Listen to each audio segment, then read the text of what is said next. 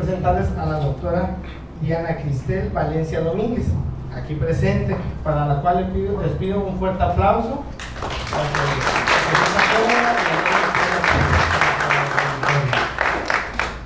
Ella tiene especialidad en medicina interna por el Hospital Juan Graham Casasus y una alta especialidad en obesidad y trastornos de la conducta alimentaria en el Instituto Nacional de Ciencias Médicas e Nutrición Salvador Subirán. A su vez también es la expresidenta del Colegio de Medicina Interna de Tabasco.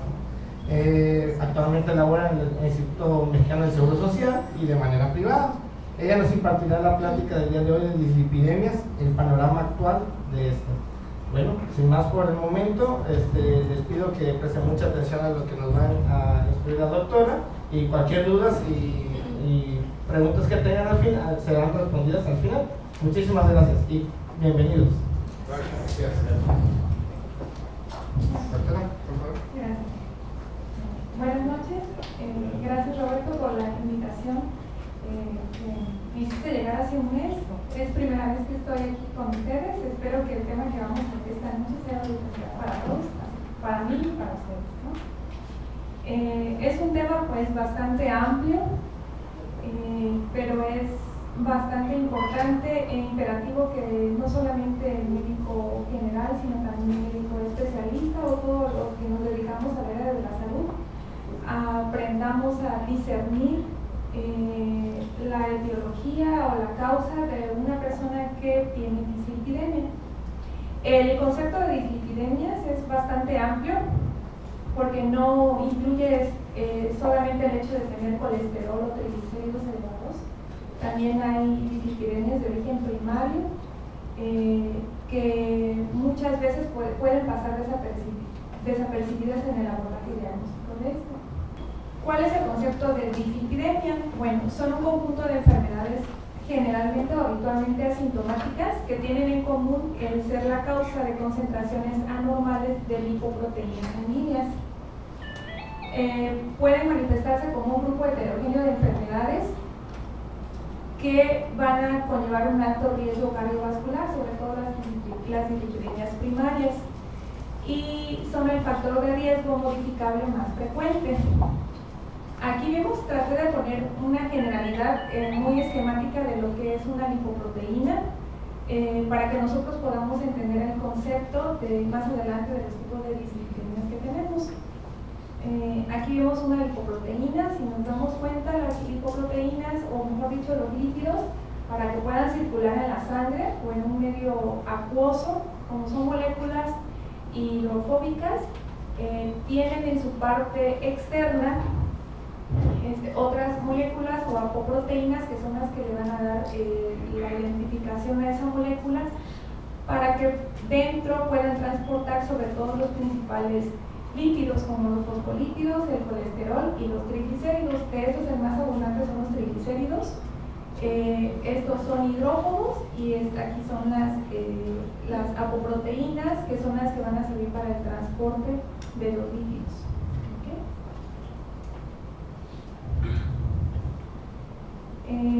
Como les decía en un principio, las dislipidemias son muy heterogéneas y nos obligan a diagnosticar la etiología de la normalidad. Es decir, no por el hecho de, la mayoría de nosotros, porque pues también a mí me pasa en la consulta, vemos a los cuales son los pacientes que más comúnmente vemos con colesterol y triglicéridos o ambos elevados. ¿Los obesos cuáles son? Las personas con diabetes, con sobrepeso o con síndrome de resistencia a la insulina o con síndrome metabólico. Son los pacientes que más comúnmente vamos a tener este tipo de alteración en los lípidos. Pero no solamente este tipo de pacientes. Hay pacientes que nos pueden llegar a la consulta incluso teniendo diabetes, obesidad o síndrome metabólico y que pueden tener una hiperlipidemia primaria. Las dislipidemias o hiperlipidemias primarias aquí están ordenadas en este cuadro, espero que pueda ser más esquemático. Las primeras que están mencionadas de arriba hacia abajo son las que llevan mayor riesgo cardiovascular. ¿Recuerda cómo va la flechita? Si nos damos cuenta, en las causas secundarias de dislipidemia, la diabetes es la que tiene mayor riesgo cardiovascular, como todos sabemos. el uso de medicamentos inmunosupresores, el síndrome nefrótico, el paciente con enfermedad renal en general, el uso de antirretrovirales, sobre todo los inhibidores de proteasa, el hipotiroidismo y colestasis. Estos son varios escenarios clínicos o contextos que pueden favorecer la alteración en los lípidos en las personas, pero también las hiperlipidemias primarias, sobre todo la hiperlipidemia familiar combinada, que es la que mayor riesgo cardiovascular conlleva en una persona. ¿En qué personas vamos a sospechar este tipo de dislipidemias primarias? Pues vamos a ver más adelante. Y otro de los factores de riesgo cardiovascular que ya conocemos, la edad, la hipertensión, el tabaquismo, el ser de género masculino o género femenino después de los 50 años, o historia familiar de cardiopatía isquémica. Todos estos se van a sumar y pueden estar presentes en una sola persona, y es por eso que vemos que la mayoría de los fármacos o de los tratamientos farmacológicos que actualmente manejamos, el objetivo primario siempre es prevenir las muertes por riesgo cardiovascular.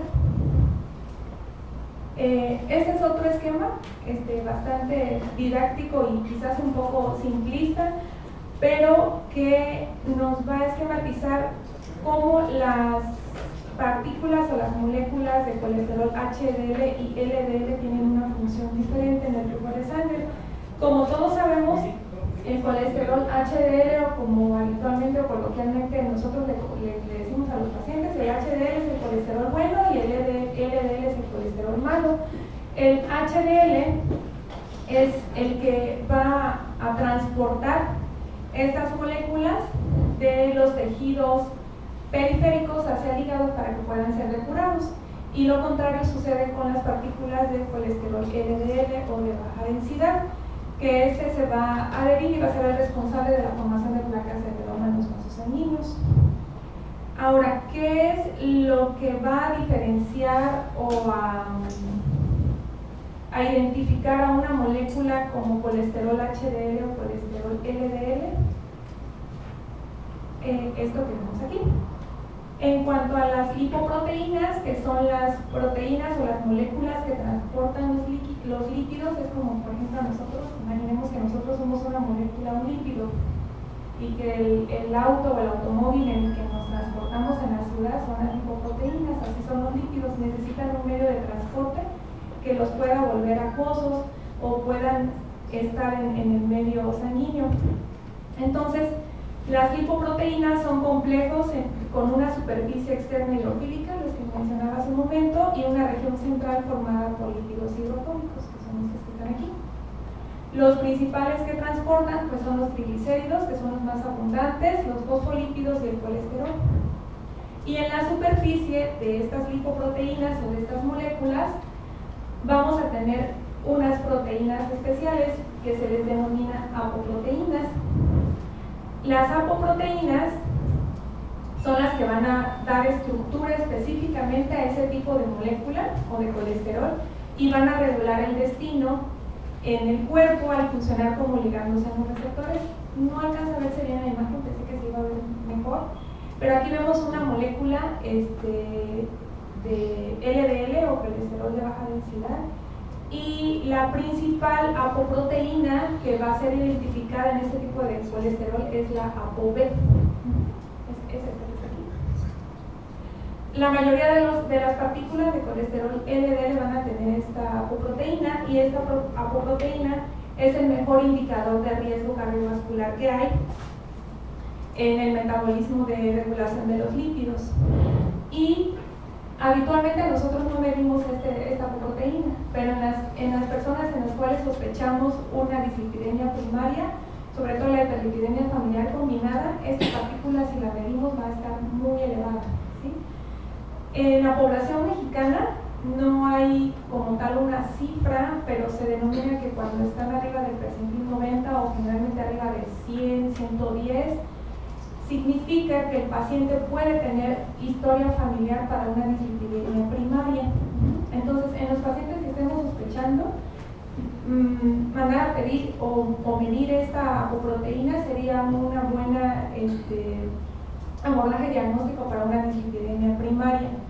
¿Y por qué es importante? Porque esta apoproteína no es transportable de una molécula a otra, sino que cada apoproteína es específica para una molécula de LDL. Entonces, si las medimos, es pues bastante precisa para que nosotros podamos identificar este tipo de dislipidemias. Y en esta otra imagen vemos una lipoproteína de alta densidad, o como coloquialmente decimos, colesterol bueno. Y la característica de la apoproteína de alta densidad, la principal es la APO A1. ¿Es esta? Hay otras, son muchas porque cada una se subdivide.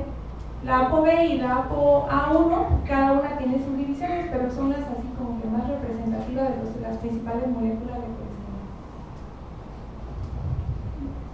Eso es lo mismo que les mencionaba, el transporte de los lípidos y el colesterol. Y en cuanto a la prevalencia de las dislipidemias, esta va a variar considerablemente de acuerdo a la población que estamos estudiando y en el tiempo. Aquí en México, ¿cuál se imagina que es la dislipidemia o la alteración de los lípidos más frecuente? O la que ven ustedes en consulta, la más frecuente. La hipertrigliceridemia se da más por la cuestión que va unida a la diabetes. La hipertrigliceridemia es de las más importantes y suele estar muy de la mano con la hipoalfa-lipoproteinemia. ¿Cuál es esta? Colesterol HDL bajo. ¿Sí? Es lo más común, más del 60% de la población mexicana tiene colesterol HDL bajo. Y va muy ligado a lo que menciona el doctor, a cifras de triglicéridos muy elevados. Entonces, en las personas con diabetes, está determinada la prevalencia de esta dislipidemia por la obesidad, la hiperglucemia y los factores ambientales. Si nosotros imaginamos en un cuadro, tanto la obesidad, independientemente de los otros factores de riesgo que puedan haber, la obesidad y la hiperglucemia está de manera directamente proporcional, ligada a la elevación de los triglicéridos y el descenso del colesterol HDL. ¿Okay? Por eso es que la mayoría de los pacientes con diabetes, el blanco de tratamiento no es solamente dar antidiabéticos orales o llegar a una meta de hemoglobina glicosilada, sino también tratar el sobrepeso, la obesidad y la alteración en los lípidos. Entonces, cuando nos enfocamos solamente en un factor de riesgo, estamos dejando otros y el paciente puede fallecer por otra causa.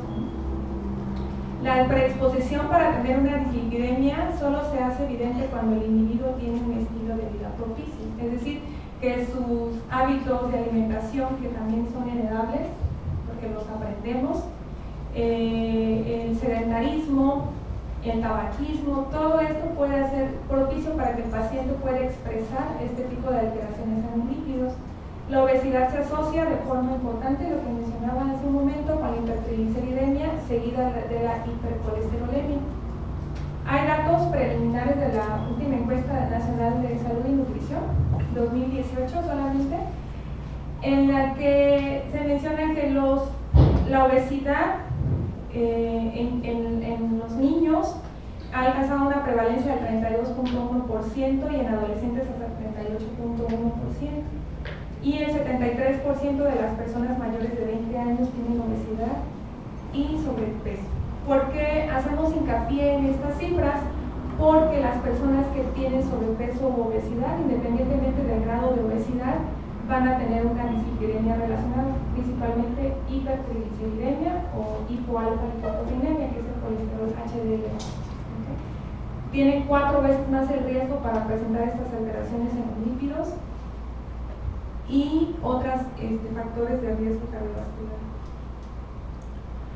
Bueno, en cuanto a las dislipidemias más frecuentes en México, lo que les comentaba, la hipoalfa-lipoproteinemia o colesterol HDL menor de 40 es la más frecuente, con una prevalencia nacional hasta el 61%, y esta va ligada con la hipertrigliceridemia o cifras de triglicéridos mayores de 150. La hipercolesterolemia varía notablemente de acuerdo al riesgo cardiovascular del individuo. Es decir, no sé si recuerdan la primera tabla del inicio, la hiperlipidemia mixta o hipercolesterolemia familiar combinada, que es la misma, es la de mayor riesgo cardiovascular, es una dislipidemia primaria, y obviamente siempre que tengamos un paciente en el que estamos estudiando cualquier tipo de dislipidemia, aparte de reconocer la alteración en los lípidos que tenemos, también es importante identificar el factor causal, que puede ser una dislipidemia primaria o asociada a diabetes mellitus. Entonces, el riesgo, pues obviamente un paciente con hiperlipidemia familiar combinada o hiperlipidemia mixta va a ser de mayor riesgo que un paciente con diabetes mellitus tipo 2. Y aquí entre paréntesis les puse que hasta el 21% de las personas que tienen diabetes mellitus tipo 2 van a tener una hiperlipidemia familiar combinada. Estas otras esta es una dislipidemia primaria en donde hay alguna alteración de una apoproteína también específica, y pues para esto pues no es muy común quizá que lo veamos, porque pues el paciente no te llega a la consulta y te dice, ay, yo tengo hiperlipidemia familiar combinada, o yo tengo solamente diabetes, sino que nosotros tenemos que sospechar. ¿Y en quiénes vamos a sospechar? En algo primario, en un paciente que tiene historia familiar. Y una recomendación sería también si hay antecedentes de muerte por cardiopatía isquémica de forma prematura, al hacer el interrogatorio de la historia clínica, podrían arrojar datos que nos hicieran sospechar en esta alteración. Y finalmente, aunque aparece al final la obesidad y síndrome de resistencia a la insulina, pues es lo que vemos nosotros diariamente, ¿no? Y que aparentemente es lo más frecuente, incluso más frecuente que esto. Pero pues no es que precisamente quizá lo sea, sino que están pues subdiagnosticadas, no las podemos reconocer. ¿Cuál es el abordaje diagnóstico? Bueno, todo paciente con diabetes, con intolerancia a carbohidratos o prediabetes, como decimos a los pacientes para que nos demos a entender mejor, debe conocer su concentración de lípidos. Aquí es importante que así como le explicamos a un paciente cuando ya tiene diabetes, de acuerdo a sus cifras, tratemos de ser bastante explícitos con ellos para que tengan mayor conciencia de la enfermedad y saber por qué tiene diabetes. También es importante explicarles o darles a conocer cuáles son sus metas en las cifras de lípidos para que él pueda tener un mejor autocuidado y saber por qué es un factor de riesgo para él.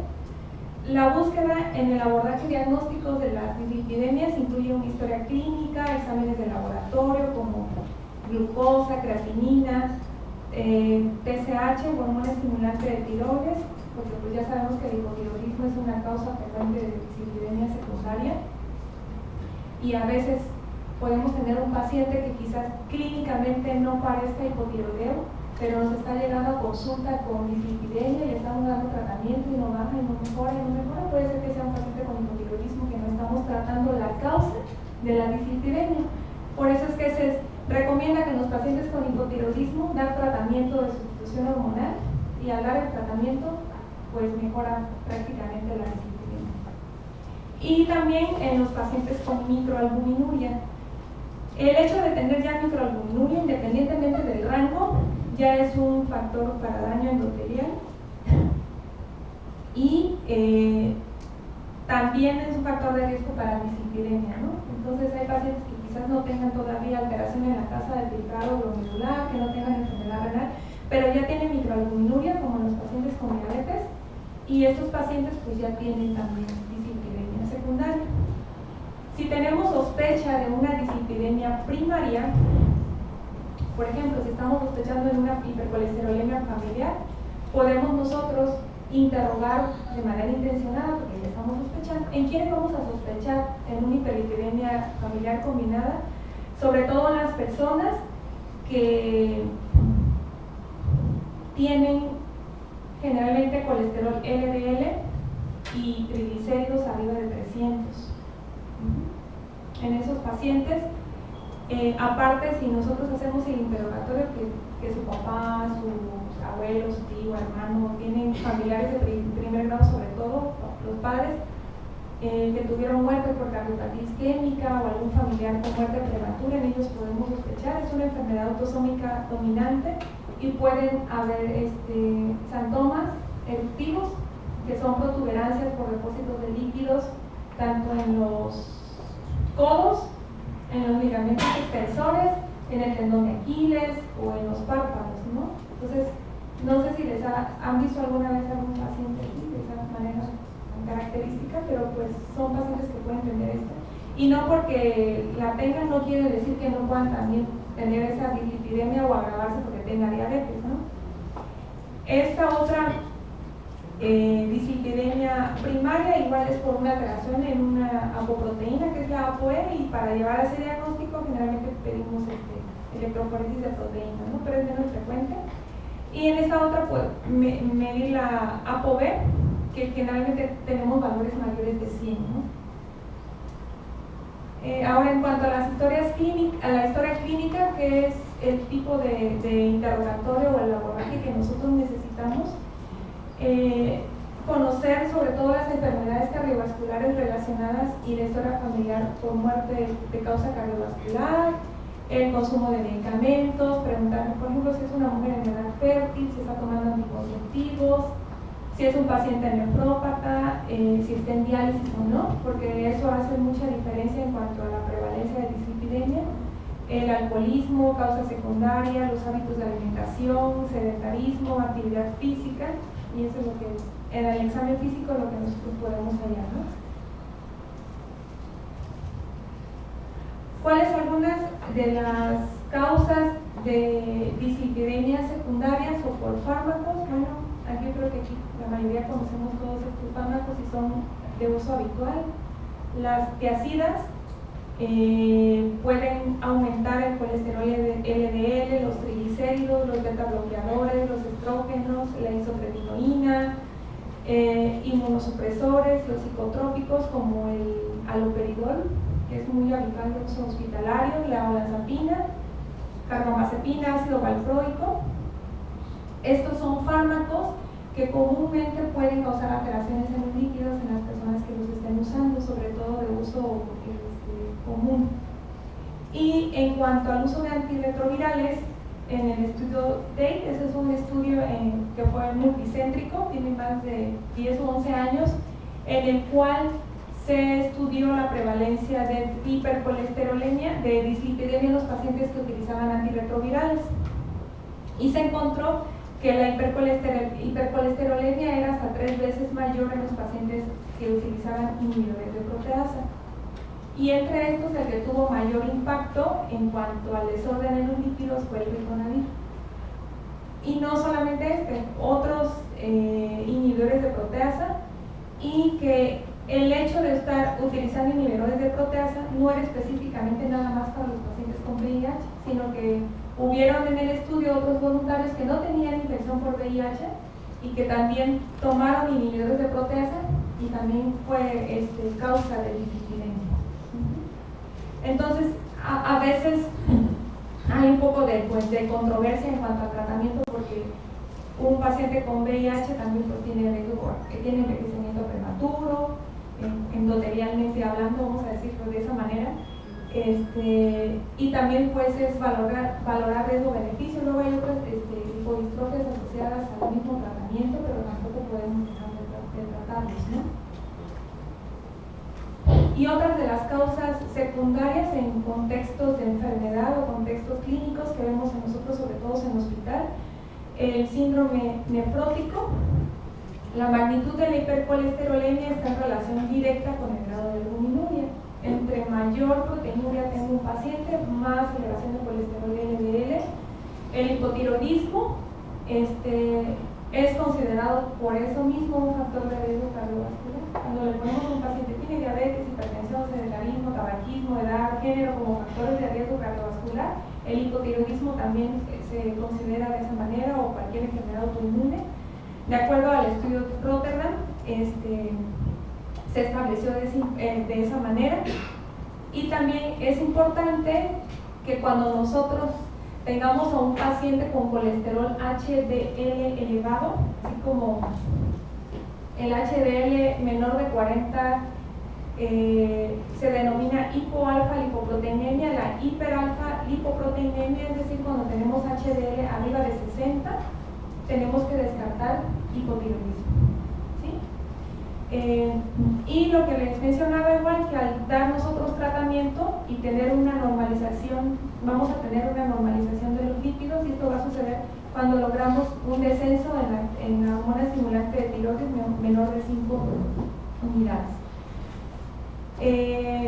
La colestasis, también, que es la que se identifica en pacientes con ictericia obstructiva o hipercolesterolemia marcada, también es causa de dislipidemia y está en relación, es temporal en lo que dura el trastorno.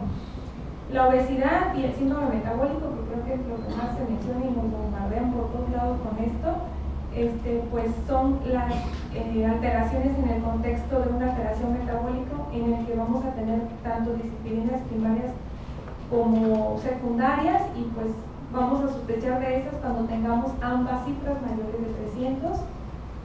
La diabetes, en esta las anormalidades lipídicas van a ser determinantes en cuanto a la aparición de las enfermedades o complicaciones como muerte cardiovascular, y otras como el alcohol, el embarazo, que en estos dos estados, bueno, en los pacientes, en las personas que acostumbran a tomar alcohol, la anormalidad más frecuente es la hipertrigliceridemia, y eso es por aumento en la lipólisis que favorece el alcohol, y en el embarazo, sobre todo en el tercer trimestre, que es donde aumenta la lipólisis y hay mayor liberación de ácidos grasos libres. La uremia, o en los pacientes con enfermedad renal crónica, en estos del 30 al 40% de los pacientes con insuficiencia renal tienen dislipidemia, sobre todo hipercolesterolemia, pero se ve de manera más importante en los pacientes que no tienen tratamiento todavía de sustitución renal. Y también en los pacientes en los pacientes que ya tienen tratamiento de sustitución renal es más frecuente, y llegan a tener hasta 60 o 70% de esos pacientes dislipidemias, ¿no? En los que ya están en diálisis o hemodiálisis. Y también tener presente que la hipercolesterolemia es la alteración más frecuente en ellos. Y vamos a tener también elevación de triglicéridos, pero cuando la tasa de filtrado cae por debajo de 60. ¿Cuál es el tratamiento? Bueno, el objetivo final, o el objetivo principal o más importante, siempre va a ser prevenir la aparición o recurrencia de eventos cardiovasculares. Eso es lo más importante. Y lo principal siempre, o la base, el fundamento del tratamiento en cualquier tipo de alteraciones metabólicas, ya sea hiperglucemia o dislipidemias, se basa siempre en adquirir un estilo de vida saludable, que es lo que más nos cuesta a todos. No solamente adquirirlo, sino sostener esos cambios a largo plazo, ¿no? El empleo de medicamentos es solamente una opción,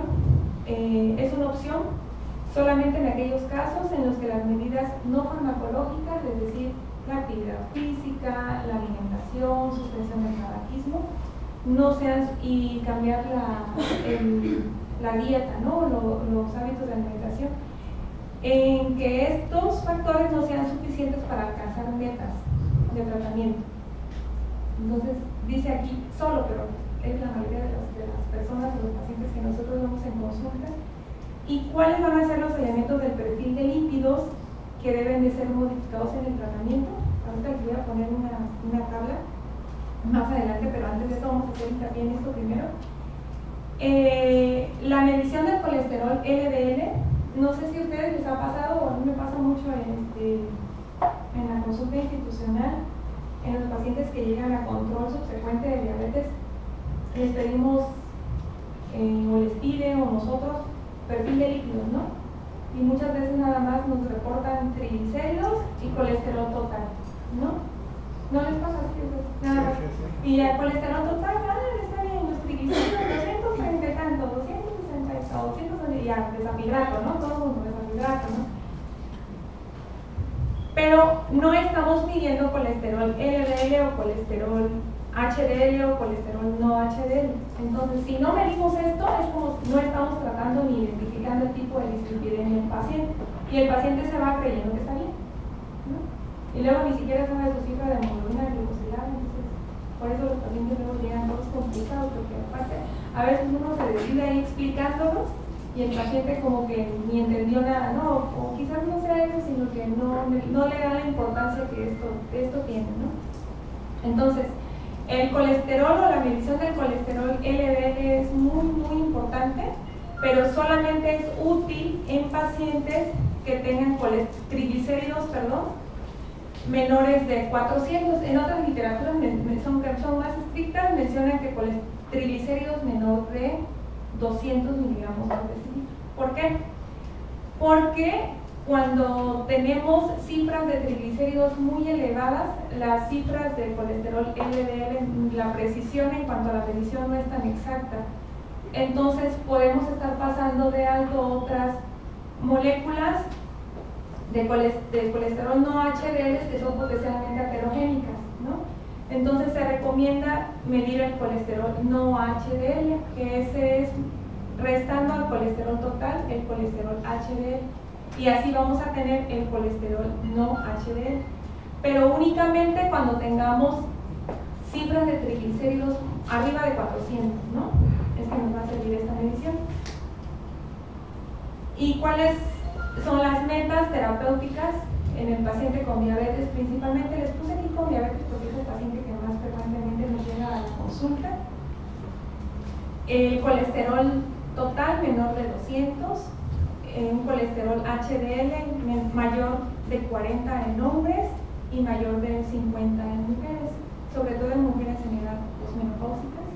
El colesterol LDL en individuos de bajo riesgo menor de 115 miligramos, en personas de riesgo intermedio menor de 100 y en personas con riesgo alto o muy alto menor de 70, que son las cifras que como se sugieren como rangos u objetivos de tratamiento que pueden tener un impacto en cuanto a la muerte por riesgo cardiovascular o tener una reducción que sea mayor del 30% del valor basal con el que llegó el paciente.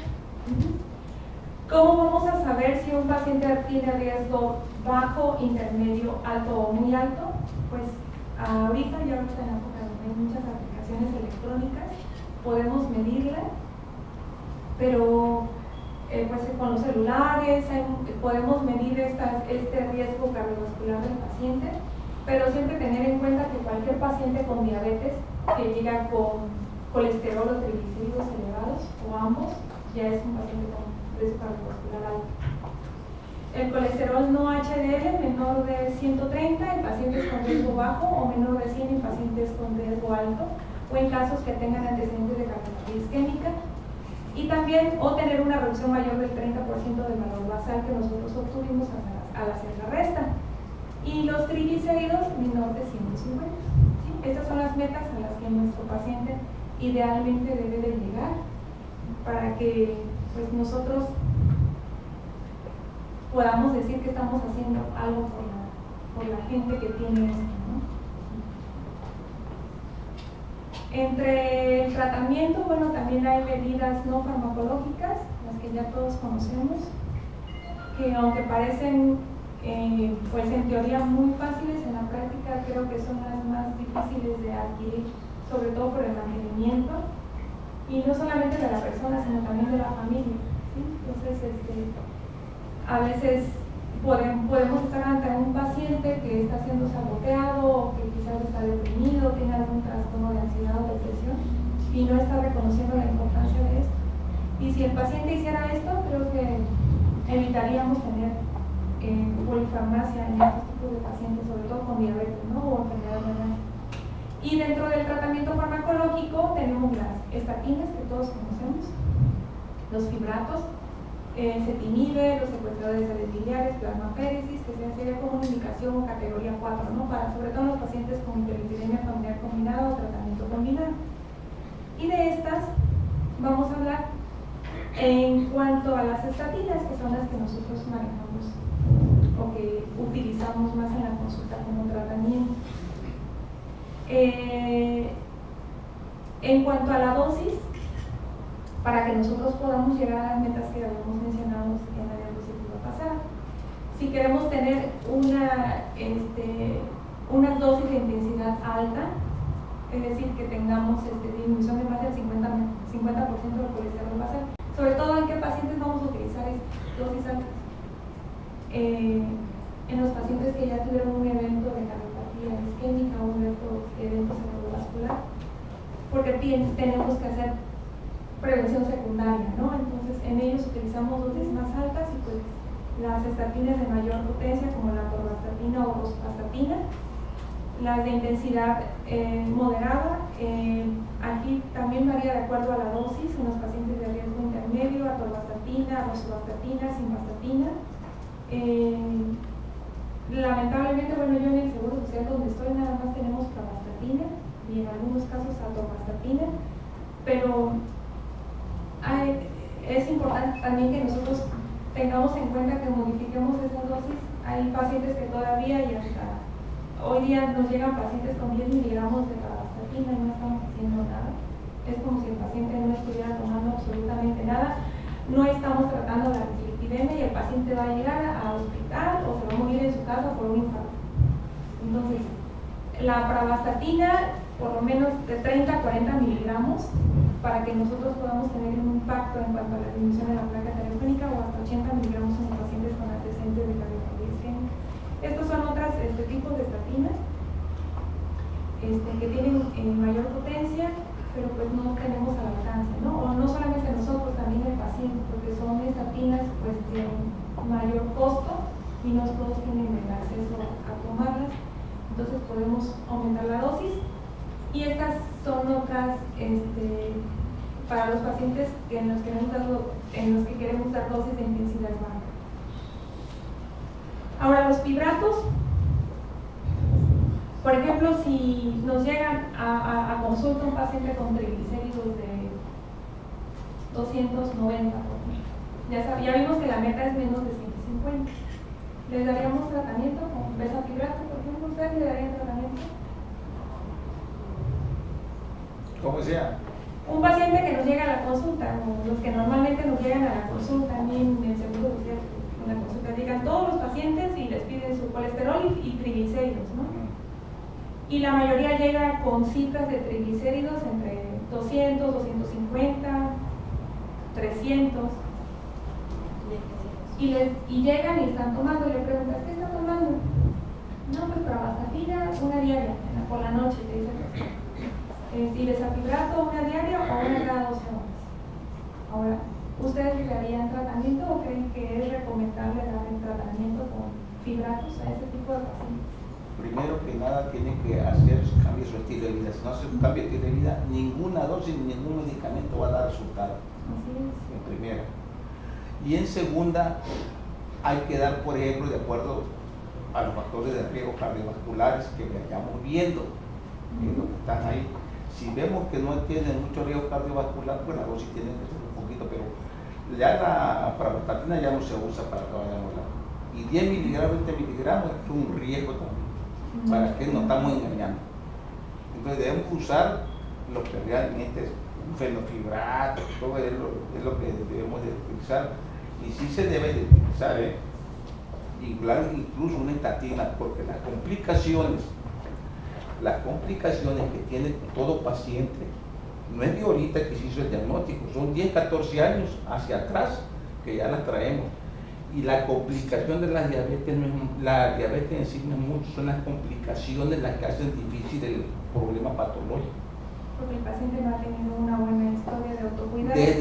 Desde la obesidad, desde que antes que se formó el síndrome metabólico, de todo ese problema que ya venimos causando nosotros, de que antes que haya las manifestaciones macrovasculares, microvasculares, todas esas cuestiones, eso es lo más difícil de tratar las complicaciones. Y si nosotros no tratamos, vemos que está alto el lípido, pero eso no estamos fijando ahorita. Pero si está descompensado en la diabetes, no vamos a hacer nada. El tratamiento es integral. Integral. Tiene que ser de muchos tratamientos, pero siempre y cuando tiene que llevar primero que nada el cambio de estilo de vida, que es lo que nos sigue. La mayoría de los pacientes no lo lleva, pero creo que es importante que sigamos haciendo hincapié en eso para que el paciente pueda tener primero conciencia de que tiene una enfermedad, y si el paciente comprende esto, creo que puede mejorar mucho el autocuidado para poder permanecer o hacer esas medidas no farmacológicas, ¿no? Bueno, en cuanto a los fibratos, Son útiles en el manejo de la hipertrigliceridemia refractaria al tratamiento nutricional o a los cambios en el hábito de vida. El tratamiento de la hipertrigliceridemia habitualmente es dietético y no farmacológico. Solamente vamos a dar fibratos cuando tengamos cifras de triglicéridos por arriba de 400. Generalmente, si nosotros damos tratamiento para esto, podemos aumentar el riesgo de complicaciones musculares, entonces el paciente únicamente disminuyendo el consumo de carbohidratos simples, de azúcares, los triglicéridos solitos van a descender, ¿sí? Solitos, porque luego, bueno, me ha tocado ver mucho en la consulta, pero sí es importante darlo, como mencionaba el doctor, si el paciente ya tiene un antecedente cardiovascular, isquémico, entonces podemos darlo con cifras incluso menores, pero el paciente tiene que mantener esas recomendaciones nutricionales, evitar el consumo de harinas y carbohidratos simples para que los triglicéridos no se eleven, ¿no? Entonces, ¿cuáles son los fibratos que nosotros tenemos? Bueno, la mayoría disminuyen los triglicéridos hasta el 40%, el colesterol total hasta un 18 a 20%, el colesterol LDL el 15%, y pueden aumentar el colesterol HDL hasta el 9%. ¿Cuáles son los que tenemos de uso pues, más común? Pues la mayoría conocemos el desafibrato, también tenemos fenofibrato, el quinfibrosil, que la molécula o la composición molecular es un poco distinta, pero finalmente el mecanismo de acción va a ser el mismo. ¿Cómo actúan los fibratos? Son ligandos débiles de los receptores nucleares PPAR-alfa, y las indicaciones son sobre todo en los pacientes que tengan dislipidemias primarias, ¿sí? Como mencionábamos al inicio de la plática, la mayoría de los pacientes con dislipidemias primarias van a tener cifras de triglicéridos por arriba de 300 o 400. En ellos sí está indicado dar el tratamiento. O en los pacientes que tengan poca respuesta y que realmente nos conste que el paciente está trabajando, que está haciendo las recomendaciones en su nutrición, en sus cambios de hábitos, y que no estén bajando sus triglicéridos, vamos a dar tratamiento. Si no, únicamente recomendar que bajen los azúcares. Y en los pacientes con obesidad, con diabetes secundario renal. Sin embargo, no se ha demostrado hasta la fecha que tengan alguna prevención en cuanto a la muerte por eventos cardiovasculares. Por eso es importante siempre acompañar al tratamiento combinado con estatinas sobre todo de mayor potencia, para que nosotros podamos tener mayor eficacia en el tratamiento del paciente con dislipidemia. Pero también se ha visto que disminuye la progresión de albuminuria y retinopatía proliferativa en el paciente con diabetes. ¿Cuáles son las conclusiones? Bueno, que el tratamiento de la dislipidemia es uno de los elementos centrales en el manejo de la diabetes. Y no porque un paciente solamente tenga diabetes no quiere decir que no pueda tener la posibilidad de tener alguna dislipidemia de origen primario. Es una de las intervenciones más eficaces para que nosotros podamos reducir la incidencia de complicaciones, sobre todo macrovasculares, cardiopatía isquémica o evento cerebrovascular. Y más que un manejo es una intervención, y lo más importante a largo plazo siempre va a ser la educación del paciente, y ustedes saben en qué consiste esto. Y tener mucha paciencia con ellos para que podamos sostenerlo a largo plazo y que el paciente podamos ver que está haciendo un cambio.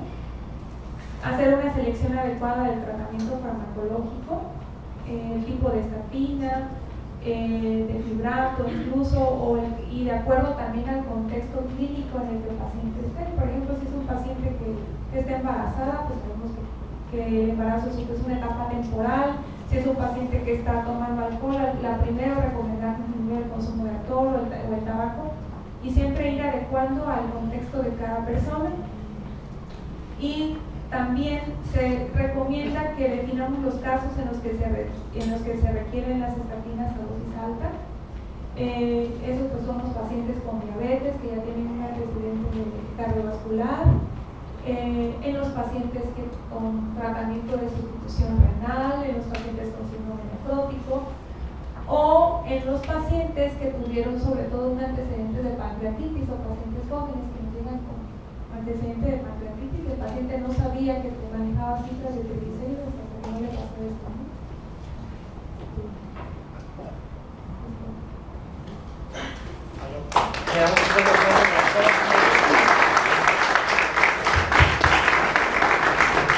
Si alguien tiene una pregunta o un cuestionamiento, con mucho gusto la doctora se los podrá responder. Nada más hacen la mano para pasarles el micrófono. Bueno, buenas noches, soy la química Giovanna, jefe del laboratorio de Villahermosa. Referente a lo que mencionaba la doctora del LDL, efectivamente, anteriormente los laboratorios o muchos laboratorios no realizaban o no realizan la determinación de LDL. Entonces el cálculo de LDL lo hacían por la fórmula de Friedegor, pero esta fórmula no, digamos con triglicéridos, como bien lo dijo la doctora, arriba de 400 ya no es válida. En este caso, en nuestro laboratorio sí medimos la determinación de LDL, o sea, directa. Entonces ahí sí pues, se puede tener la plena confianza de que se mide independientemente si los triglicéridos son menores a 400 o 400, nosotros los determinamos. Bueno, ese era un punto. El otro punto era referente a los triglicéridos. Nos encontramos muchas veces con pacientes con triglicéridos muy altos y a veces no cree el paciente porque muchos de estos no tienen sintomatología y van, antes de verlos nuevamente con ustedes, ven los resultados, se espantan, van a otro laboratorio y a veces los niveles de detección de la prueba de triglicéridos es baja y el otro método, no sé, mide hasta 500 y el equipo no hace una dilución automática y entonces el químico, si no tiene experiencia, pues reporta 500, cuando en realidad era 2000, por ejemplo, ¿no? Entonces el paciente a veces dice, no, pues no, prefiere pensar que está bien a que está mal, ¿no? Entonces, en el caso de los triglicéridos, también quiero comentarles que es una prueba con una variabilidad biológica muy amplia, a diferencia de un magnesio, por ejemplo, que si yo me mido un magnesio hoy, me da de 1.9, en 2 meses 1.9 y así, ¿no? Tiene una variabilidad biológica pequeña. En cambio, los triglicéridos varía demasiado, ¿no? Entonces, hay pacientes que incluso si se miden los triglicéridos, no sé, cada 3 meses y en esta semana, un día antes, no tuvo las indicaciones correctas como de un ayuno de 12 horas y una cena ligera y hoy se lo mide así y a los 3 meses se lo mide y cenó fuerte.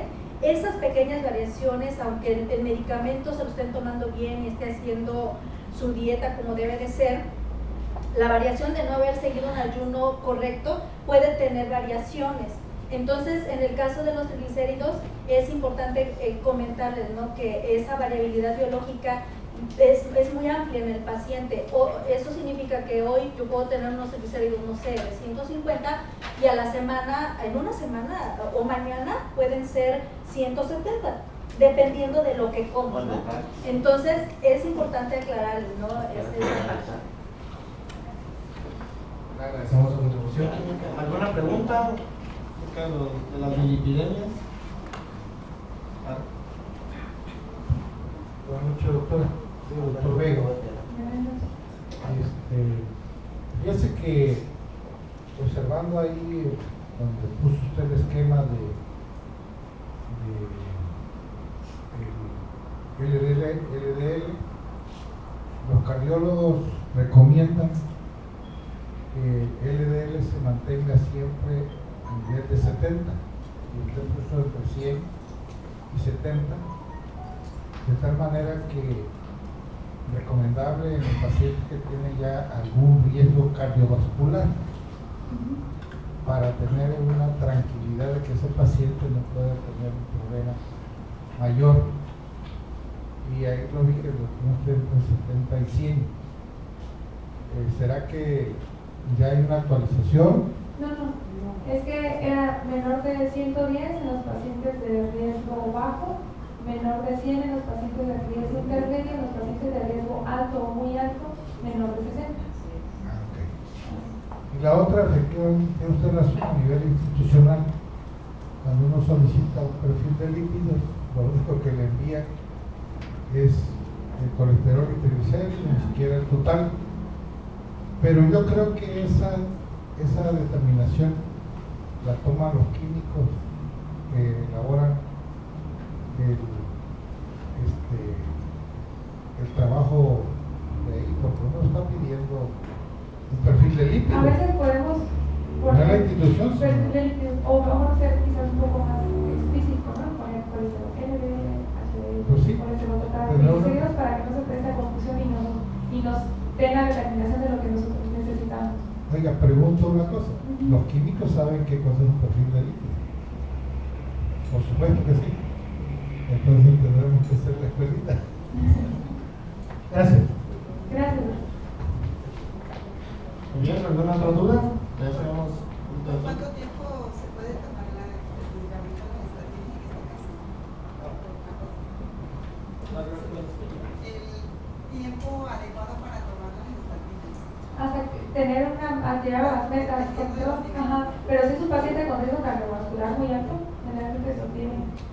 Y siempre vigilando en los pacientes que utilizamos dosis de estatinas muy altas los efectos secundarios, porque ese es otro. A veces pueden tener mialgias y lo podemos quizás pasar desapercibido, pero hay que escuchar siempre muy bien lo que el paciente nos está diciendo.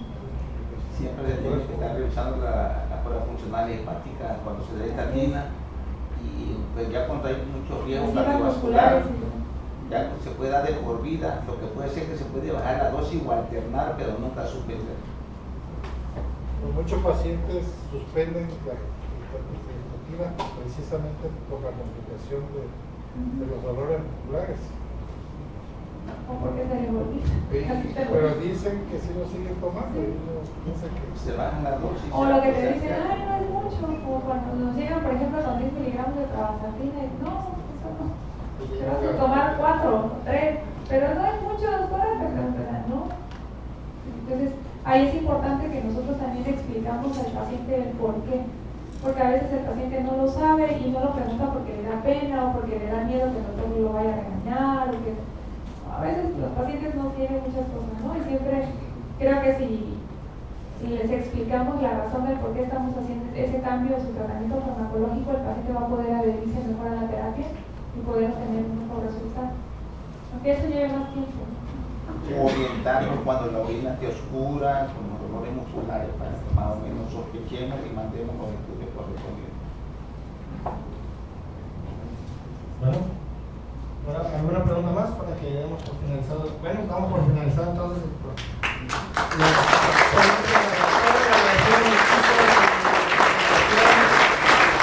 y le agradecemos dándole un reconocimiento de parte del Laboratorio Chontapa de todos nosotros por su aportación que nos está brindando y un pequeño regalo que le entregamos.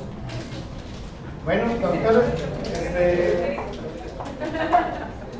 como todas las veces, terminando la conferencia, nos gustaría poder darles alguna información de lo que nosotros brindamos aquí en el Laboratorio Chontapa, muy breve, concisa, que le voy a dar aquí la química que ya nos dio el gusto de presentar. Entonces, vamos a tomarle 2 minutitos de atención y luego pasamos a los bocadillos. Bueno, buenas noches, pues bienvenidos, ¿no?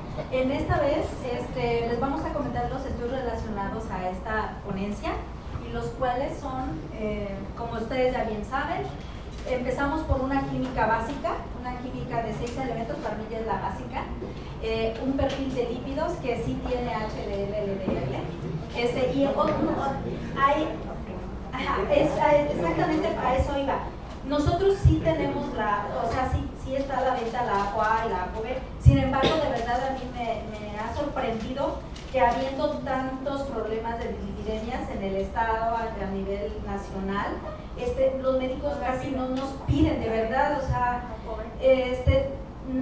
se me hace extraño, incluso hasta por eso no la incluí, pero sí la tenemos, sí la incluía en el perfil y después sí, lo que pasa es que pocos médicos, digamos, la solicitaban, ¿no? Entonces, un perfil de lípidos, digamos, el completo sería con ApoA, pero el costo aumentaría, y entonces ya el paciente ya a lo mejor ya no tendría digamos, la oportunidad de hacerse el perfil de lípidos.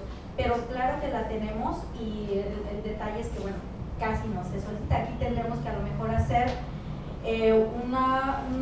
un perfil de lípidos completo que lo incluyera, y al inicio hacer como que una difusión para que ya los médicos y los pacientes vean la utilidad, ¿no? de la prueba, ¿no? Y pues nuestra química sanguínea de 30 elementos como bien lo saben, pues incluye pues, el perfil de lípidos, la química básica, ¿no? Entonces, por mi parte sería todo. Les agradezco mucho su atención.